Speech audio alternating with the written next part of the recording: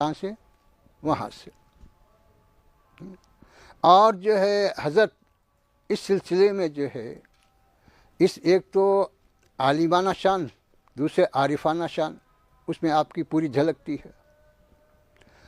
تو حضرت لکھتے ہیں انوار احمدی میں، کیا لکھتے ہیں کہ اللہ سبحانہ و تعالیٰ حکم فرما رہا ہے یا ایھا الذین آمنوا صلوا علیہ وسلموا تسلیما۔ تو یہاں پر امر کا صیغہ ہے، اللہ حکم دے رہا امت کو کہ تم میرے حبیب پاک پر صلاۃ و سلام بھیجو۔ اس کے جواب میں ہم کیا بول رہے ہیں؟ پوچھ رہے ہیں حضرت اللہم صلی علی سیدنا محمد بول رہے ہیں۔ اللہ ہم کو حکم دے رہا تو ہم بول رہے ہیں اللہ تو بھیج بول رہے ہیں۔ تو کیا یہ گستاخی پہ محمول کیا جائے گا؟ کیا اس کو پوچھ رہے ہیں حضرت؟ نہیں، حالانکہ امر کا تقاضا اطاعت ہے، امر وجوب کے لیے آتا ہے، وہ فنی بحث ہے۔ فنی بحث کے امر جو ہے اطاعت کو بتلاتا، وجوب کو بتلاتا، تو اطاعت کہاں ہو رہی؟ بلکہ اللہ سے انہیں خود بولا تو بھیجے، اللہ تو بھیج بول رہا۔ تو کیا اس کو جو ہے معصیت سمجھا جائے گا؟ پھر حضرت لکھتے ہیں کہ نہیں، اس کو معصیت اگر یہ علمی بحثوں میں گئے، شیطان کے بہکاوے میں آئے تو انہیں یہی بتائیں گا کہ یہ تو نافرمانی کرا بندہ، اللہ بندے کو حکم دیا، اللہ کو انہیں بول رہا۔ تو پھر آپ لکھتے ہیں کہ دیکھو بندے کا یہ کہنا اپنی عاجزی کو پیش کرنا ہے کہ پروردگار ہم اس لائق نہیں ہیں کہ تیرے حبیب پہ درود بھیج سکیں، صلاۃ و سلام بھیج سکیں، اس لیے تیرے حضور میں جو معروضہ کرتے ہیں کہ تو اپنی شان کے مطابق صلاۃ و سلام بھیج۔ یہ اس میں یہ چیز پوشیدہ ہے لکھتے ہیں۔ تو یہ ہے نقطے حضرت کے، جو کتابیں تو بہت ہیں، ہر ایک ہے، لیکن جو ہے اس کے اندر جو نقطہ نکالتے ہیں، اس کے اندر جو بحث کرتے ہیں حضرت، فنی بحث سے اگر دیکھنا ہے تو دیکھیے سب حضرت کے جو حواشی کے کتابوں کے حواشی پہ جو لکھا ہوا ہے وہ دیکھیے، مسلم الثبوت کے اوپر حواشی ہیں آپ کے، وہ دیکھیے، پھر جو انتخاب سیاح جو ہے اس کو دیکھیے، امام بخاری بھی باب باندھے، امام مسلم بھی باب باندھے، امام ترمذی بھی باب باندھے، سب باندھے، اور حضرت بھی وہی حدیثوں پہ ایک باب باندھ رہے ہیں۔ تو امام بخاری جو باب باندھے وہی باب آپ باندھے کیا؟ امام مسلم جو باب باندھے آپ وہی باب باندھے؟ امام ترمذی جو باب باندھے آپ بھی وہی باب باندھے کیا؟ نہیں باندھے۔ پھر نیا باب باندھے، حدیث تو وہی ہے نا، امام بخاری کے پاس بھی حدیث وہی ہے، امام مسلم کے پاس، امام ترمذی، سب کے پاس تو حدیث وہی ہے، لیکن اتنے صدیاں گزرنے کے بعد پھر آپ ایک نیا جو باب باندھ رہے ہیں، تو اس سے جو ہے اس بات کا اندازہ آپ لگا سکتے ہیں کہ اللہ نے آپ کے قلب میں کتنا نور پیدا کیا تھا کہ جس کی وجہ سے یہ عارفانہ شان، عارفانہ کیفیت آپ میں پیدا ہوئی۔ حدیث تو الگ نہیں ہے، لیکن بول رہے ہیں ہاں یہ بھی باب ہو سکتا ہے، یہ باب بھی ہو سکتا ہے، یہ لیکن یہ بھی ایک باب ہے، یہ بتا رہے ہیں، سمجھ۔ تو اس طرح سے جو ہے حضرت شیخ الاسلام کے علم فیضان کو اگر دیکھا جائے، یہ تو تصانیف ہیں، وہ تو ہیں، یہ مدرسے کا قیام ہے، اور اسی طرح دائرۃ المعارف کا قیام، جبکہ اس طرح کا ادارہ عالم عرب میں بھی موجود نہیں تھا اس وقت۔ دائرۃ المعارف جیسا ادارہ عالم عرب میں بھی موجود نہیں تھا، ویسے وقت آپ نے اس کو قائم فرمایا اور نادر کتابوں کو جمع کیا اور ان کی تصحیح اور اشاعت کا جو ہے کام شروع کیا، جس کی وجہ سے حیدرآباد کی شناخت ادارہ بن گیا، حکومت مشہور ہوئی اس ادارے کی وجہ سے، تو جامع نظامیہ کی وجہ سے اور آپ کے دائرۃ المعارف کی وجہ سے ساری دنیا میں حیدرآباد کی شہرت ہوئی، حیدرآباد کی پہچان بنی، یہ ہے۔ تو یہ ہے، تو اس طرح سے جو ہے بتلایا گیا کہ دیکھو حضرت کے علم فیضان کو اگر دیکھنا ہے، ان کے شاگردوں کو دیکھو، ان کے شاگردوں کا فیضان حضرت کا ہی فیضان ہے جو آج تک چلے آ رہا ہے۔ ایک کے بعد دیگر ایک کے بعد دیگر ایک کے بعد دیگر چلے آ رہا ہے۔ اور دیکھنا ہے کتابوں کی شکل میں تو آپ کی تصانیف کو دیکھو اور آپ کے شاگردوں کے تصانیف کو دیکھو، وہ فیضان ابھی چلے آ رہا ہے، بند نہیں ہوا۔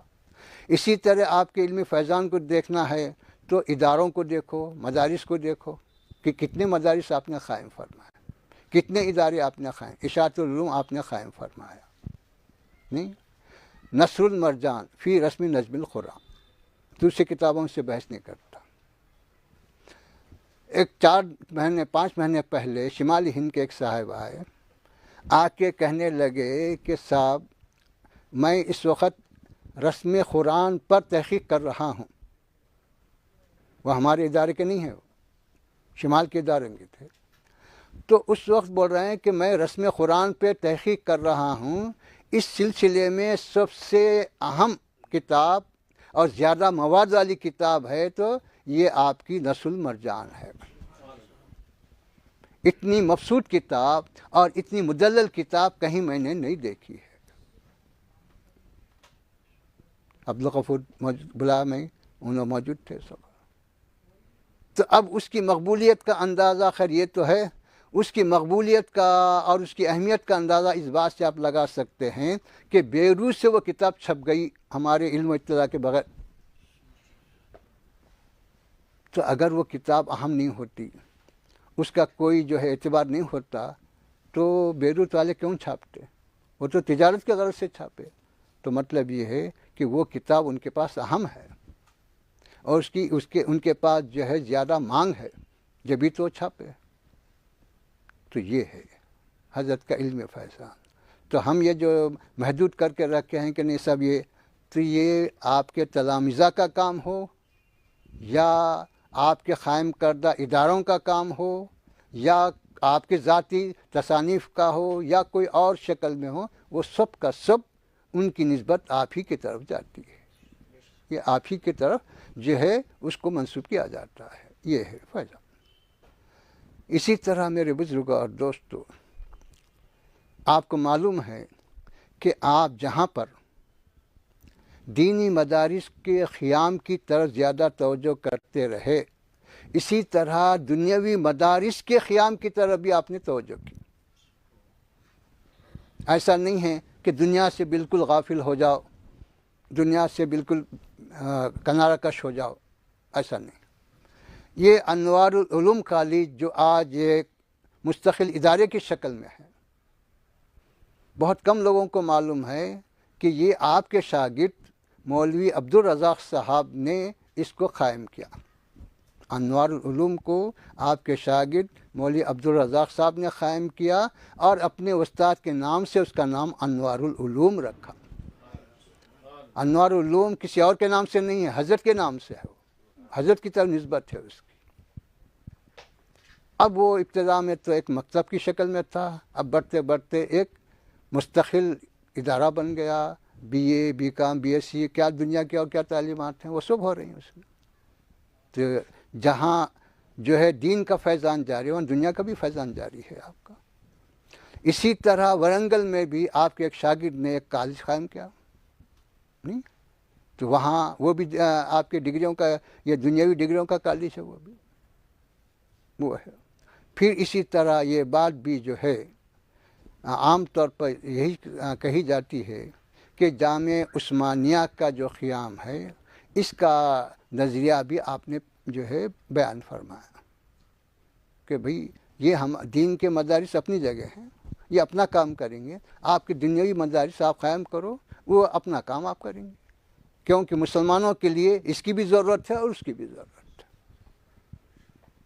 تو پھر جامعہ عثمانیہ کا قیام اور حضرت کا وصال کا سال ایک ہی ہے۔ آپ کا وصال ہوا 1916 میں، ادھر جامعہ عثمانیہ قائم ہوئی 1916 میں۔ تو یہ ہے، تو آپ کے علمی فیضان کو صرف علوم دینیا کی حد تک ہی محدود نہیں کیا جا سکتا۔ آپ کا علمی فیضان دنیاوی علوم میں بھی رہا، دینی علوم میں بھی رہا، اور ہر میدان میں آپ کا فیضان جاری و ساری ہے۔ یہ اسی طرح جو ہے، اگر اس سے ہٹ کر اگر آپ دیکھیں اصلاحات، اصلاحات کا کیا مطلب ہے؟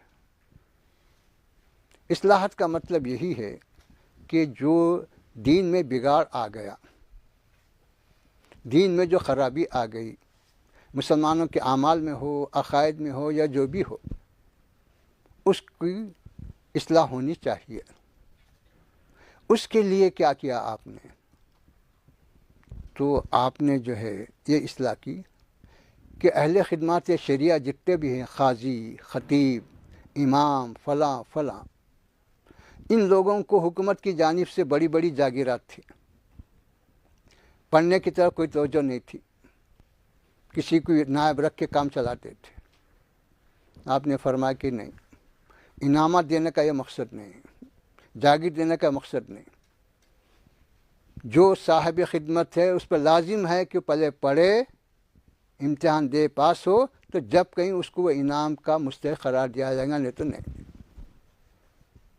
جب مجبور ہوئے پڑھنے پر، نہیں تو کوئی ہمارے کو کیا کرنا ہے، ہم تو نواب زادے ہیں، ہم تو جو ہے فلاں امیر زادے ہیں، ہم کو علم کی ضرورت نہیں۔ آپ نے پابند کر دیا، تو امام ہو، خطیب ہو، کچھ بھی ہو، پہلے پڑھ۔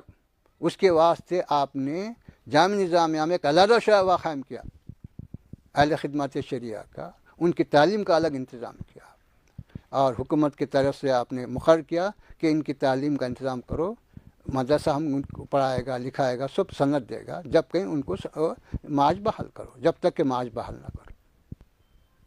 یہ ہے۔ تو اب اس کی وجہ سے جو ہے وہ ایک جو اندھیرا تھا وہ چھٹتا گیا، ختم ہوتا گیا۔ پھر اسی طرح جو ہے دیہاتوں میں جو اس وقت کے حالات کے لحاظ سے جو کیفیت تھی کہ مسلمان جو ہے نہ علم سے آشنا تھے، نہ کچھ اسلامی احکام سے کچھ زیادہ واقف تھے، یہ ہر بستی میں ایک دو آدمی پڑھ لیے تو بہت بڑی بات ہو جاتی تھی، اور یہ تصور تھا کہ بھئی پڑھنا کہیں کے واسطے، نوکری کے واسطے، ہم کو نوکری کرنا نہیں ہے کیونکہ ہم امیر زادے ہیں، ہم زمیندار ہیں، تو لہٰذا ہم کو پڑھنے کی ضرورت نہیں۔ آپ نے کہا کہ یہ نظریہ خود غلط ہے، یہ فکر سے اسلام کی فکر کے خلاف ہے، اور اس کی وجہ سے قوموں کا زوال ہے۔ تو پھر آپ نے سرکاری واعظین مقرر فرمائے کہ تم جاؤ، دیہات دیہات جاؤ، گاؤں گاؤں جاؤ، جا کے لوگوں کو ترغیب دو علم کی، دین کی سمجھ پیدا کرو، دین کی تعلیمات ان کو پہنچاؤ۔ یہ آپ نے جو ہے مقرر فرمایا۔ لیکن اب بدبختی یہ ہے کہ ہم صرف دنیا کی طرف جھک گئے، بس دورے کرے، جھوٹے جو ہے رسیداں بنائے، ہم فلاں جگہ گئے تھے اس کا کرایہ دو، فلاں جگہ گئے تھے اس کا D A do, T A دو، فلاں دو، لیکن جس مقصد کے لیے آپ نے قائم فرمایا تھا اس کو بھول گئے۔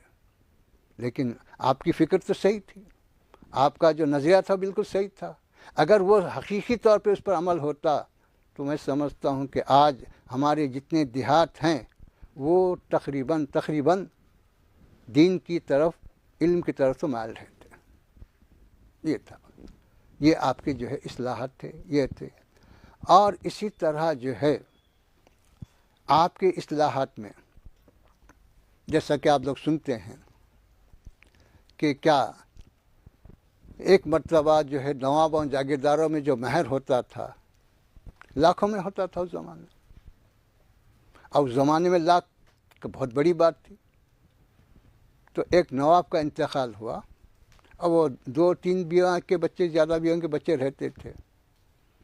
اب اس میں اختلاف یہ آیا کہ ہماری سونتیلی ماں کے مہر کے بارے میں اختلاف آیا۔ پہلی بیوی کے بچے بول رہے ہیں نہیں، ان کا مہر اتنا تھا، ہزاروں میں تھا، بتا رہے۔ وہ اس کے دوسری بیوی کے بچے اپنی حقیقی ماں کا مہر بتا رہے ہیں 1 لاکھ تھا۔ اب یہ جھگڑا ہوا۔ اب اس زمانے میں کوئی لکھا نہ پڑھی، گواہ مر گئے، فیصلہ کیا ہوگا؟ پھر کہاں 2-4 ہزار، کہاں 1 لاکھ؟ تو پھر آپ نے یہ پورا نظام قضات قائم فرمایا، نہیں، اور اس کے جو ہے 4-5 پرت بنائے، ایک صدر قاضی کے پاس محفوظ رہنا، ایک آرکائیو میں محفوظ رہنا، ایک فلاں جگہ، اس طرح کہیں بھی کوئی تبدیلی نہ آنے پائے، جس کی وجہ سے لکھتے ہیں کہ وراثت کے مسائل آسان ہو گئے، حضانت کے مسائل آسان ہو گئے، اور اس کی وجہ سے جو ہے نکاح کا انکار جو کر رہے تھے بیویوں کا تحفظ ہو گیا، ورنہ بولتے ہیں ان کا ہمارے سے مالی سے نکاح نہیں ہوا۔ تو بتایا کہ آپ کے اس اصلاح کی وجہ سے امت جو ان تمام بیماریوں سے، خرابیوں سے محفوظ ہو گئی۔ اب نہیں بول سکتے کہ ان کا نکاح نہیں ہوا، اب نہیں بول سکتے اتنا مہر نہیں تھا، اب نہیں بول سکتے ان کی اولاد نہیں ہے۔ تو بتلا رہے ہیں یہ خاموش خدمت ہے، شور نہیں، شرابہ نہیں، کچھ نہیں، کیا نہیں، ہم یہ کریں ہم وہ کریں، کچھ نہیں، بس یہ کام کرنا ہے، قوم کے لیے ضروری ہو کام کرے بس۔ اب جو ہے اتنا بہترین نظام جو یہاں قائم ہوا، ہمارے مسلم پرسنل لا بورڈ والے، ان کو بھی کیا جلن پیدا ہوئی یا کیا ان کے دل میں آیا کہ ہم ایک سیاہ بنائیں گے، بکلیٹ بنائیں گے۔ ہم بولے بھائی بنانے کی ضرورت کیا ہے جب کہ ہم موجود ہے پہلے سے، دیکھو اس میں کیا ترمیم کی ضرورت ہے، دیکھو۔ نہیں ہم بناتے، تو کیا بنائے؟ تو مل صاحب بیٹھے ہوئے ہیں، نام آخر کی جگہ نام شوہر، نام آخرہ کی جگہ نام زوجہ، بیوی۔ تو مل صاحب بولے انہیں شوہر بنا، اتنے شوہر کیسا لکھ رہا تو؟ عقد کے بعد شوہر ہوتا انہیں، عقد سے پہلے شوہر بنا رہا تو۔ عقد کا مطلب صحیح ہے کہ انہیں عقد کر رہا ہے، تو وہ لفظ لکھنا صحیح ہے، یہ شوہر بولنا کیسا صحیح ہوتا رہے؟ تو حق فکر رہ گئے۔ تو یہ ہے جو ہے جب انسان کی آنکھ پہ تعصب کی پٹی آ جاتی ہے تو اس کو جو ہے حقیقت سمجھ میں نہیں آتی۔ حالانکہ اس کو قبول کرنے میں کوئی ان کے لیے وہ نہیں تھا، کوئی وہ بات نہیں تھی، لیکن جو ہے خواہ کے اپنا ایک بنا کے وہ چل بھی نہیں سکا، اور اس کا کوئی انتظام بھی نہیں کر سکے، وہ لوگ ہے بھی نہیں۔ تو یہ ہے، اس طرح سے میرے بزرگوں اور دوستو ہمارے لیے اب کیا ذمہ داری ہے؟ ہم حضرت کی وراثت کا جب دعویٰ کر رہے ہیں کہ ہم شاگرد ہیں، ہم آپ کے وابستہ گان میں ہیں، ہم فلاں ہیں، ہم فلاں ہیں، تو ہماری ذمہ داری کیا ہے؟ تو ہماری ذمہ داری یہی ہے کہ ہم حضرت کا جو نظریات تھا، حضرت کی جو فکر تھی، حضرت کا جو مشن تھا، اس کو آگے بڑھائیں، اس کو بچائیں اور اس کو ترقی دیں، اس کی بقا اور ارتقاء یہ ہماری ذمہ داری ہے۔ اگر ہم اس طرف توجہ نہیں کر رہے ہیں تو کل قیامت کے دن ہم مسئول ہیں اس بارے میں کہ تجھے پڑھایا گیا، تجھے لکھایا گیا، تیرے پیچھے محنت کی گئی، تو کیا کرا؟ کچھ نہیں کرا، نہیں؟ یہ ہے۔ تو میرے بزرگوں اور دوستو، محنت کرنا یہ ہر شخص کی ذمہ داری ہے، ہر ایک کا کام نہیں۔ بغیر محنت کے ہم یہ سمجھیں گے کہ صاحب جو ہے ہم کو یہ چیز مل جائے، ہم کو ایسا ہو جائے، ہم کو ویسا ہو جائے، تو یہ تو خام خیالی ہے۔ بغیر محنت کے کسی چیز کی امید رکھنا یہ خام خیالی ہے۔ محنت کرنا اور اللہ کی ذات سے امید رکھنا یہ صحیح ہے، حقیقت ہے۔ تو اس طرح سے حضرت شیخ الاسلام نے ہم کو پورے طور پر رہنمائانہ خطوط دے دیے کہ تم کو کیا کرنا ہے، کیسا کرنا ہے، تمہاری ذمہ داری کیا ہے۔ پھر یہ بھی بات بتلائی جاتی ہے کہ جب آپ کا وصال ہوا، آپ کی کرامتوں میں یہ بات بھی شامل کی جاتی ہے، اور کرامتیں تو اور ہیں اپنی جگہ، کہ جب آپ کا وصال ہوا تو خاندان والے چاہتے تھے کہ آپ کے آبائی قبرستان حضرت میر شجاع الدین صاحب علیہ رحمہ میں دفن کرے، کیونکہ وہ آپ کے والد کے پیر بھائی بھی تھے، آپ کے نانا کے خلیفہ بھی تھے، اور یہ جتنے قاضی پورہ، قاضی چمن وغیرہ جتنے ہیں وہ سب حضرت میر شجاع الدین صاحب سے متعلق ہیں، اور میر شجاع الدین صاحب علیہ رحمہ آپ کے والد کے نانا کے خلیفہ ہیں، حضرت شاہ رفیع الدین صاحب خنداری کے ہیں۔ اس طرح سے اس لیے مولانا سید محمد بادشاہ حسینی صاحب رحمۃ اللہ علیہ ہر عرس میں واز کرتے، تو واز میں سب سے پہلے یہی کہتے انہوں کہ میرے پیر استاد، میرے استادوں کے استاد، میرے پیر زادے، بلکہ یوں خطاب کا آغاز کرتے، یہ یوں کرتے تھے۔ تو اس طرح سے جو ہے حضرت شیخ الاسلام کا ہمارے سامنے جو بھی مشن ہے، جو بھی مقصد ہے، اس کی حفاظت کیسے ہوگی۔ اب احیاء المعارف آپ لے لیجیے، یہ ہمارے بزرگوں کا تو اثاثہ ہے، کوئی اور باہر کے لوگوں کا تو نہیں، تو ہمارے اساتذہ ہی اس کو قائم کیے، ہمارے بزرگاں ہی اس کو جو ہے ترقی دیے، اپنی محنت کے ذریعے اس کا ایک اثاثہ بنائے، کہاں کہاں سے کتابیں جمع کرے، جس کے گمان میں بھی نہیں آ سکتا وہاں سے کتابیں منگائے، اس کے عکوس منگائے، اور اس کے پر جو تحقیقاتی کام ہوا، یہ دنیا میں پہلی مرتبہ ہوا ویسا کام فقہ حنفی پر نہیں۔